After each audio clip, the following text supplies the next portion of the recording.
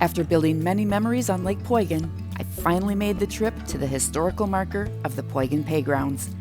Come along and take the trip with us as we look back on this historical event. Hey everybody, we're the Whiskle Wheeler YouTube channel. We love Lake Poygan and all things Wisconsin. Hit the subscribe button below so you don't miss out on our next adventure. It was in 1836 that the territory of Wisconsin was separated from the Michigan Territory. The white population was increasing rapidly. Incoming immigrants and the Easterners entered the territory in great numbers. There was tremendous pressure among the state and federal authorities to make these Indian lands available for settlement. All over the country, Indian lands were being taken up. The state and federal governments recognized the Indians' claim of ownership and felt honorably bound to respect their rights. They were forced, however, to yield to the overwhelming demand of the Indian lands. This meant that the Indian land had to be purchased and the Indians moved off. By the time the Menominee Indians gave up large pieces of land, they had already lost most of their members to warfare and diseases.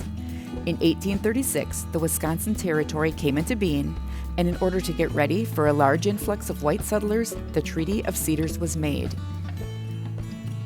Signed on September 3, 1836, the Menominee Indian Nation ceded to the United States about 4 million acres of land for $700,000. The Wisconsin cities of Marinette, Oconto, Appleton, Neenah, Menasha, Oshkosh, Wausau, Wisconsin Rapids, and Stevens Point are within this area today, and the Indians began moving to their new homes west of the Wolf River.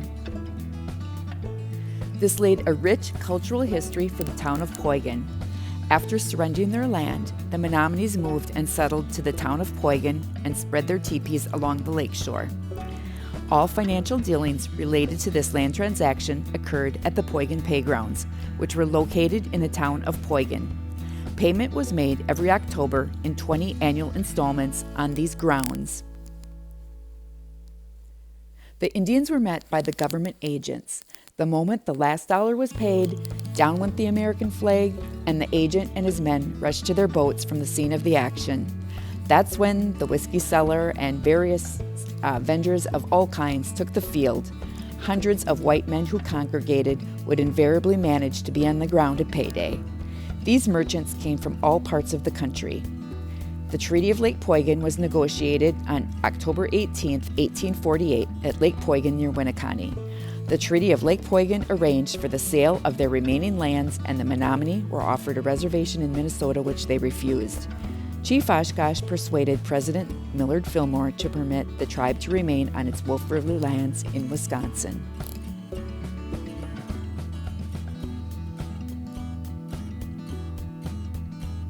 For a period of time under the leadership of Menominee Chief Grizzly Bear, a thriving village existed in the town. However, in the late fall of 1852, over 2,000 encamped Menominees, including women, children, and the elderly, along with all their meager possessions, were ordered to canoe out of Poygan and travel up the Wolf River to their new wilderness lands, the present Kashina Reservation. There is a permanent historical marker which is donated by the Winnebago County Historical Society in 1956, commemorating these events near the public boat landing of County Road B. This is just a few miles from Winneconne.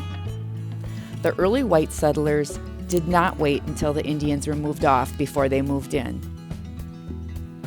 The white man had settled in before 1851, and by 1852, a post office had been established. By 1908, there were 6 schoolhouses, a church, and a town hall. If you liked our video, be sure to hit the subscribe button so you don't miss out on our next adventure.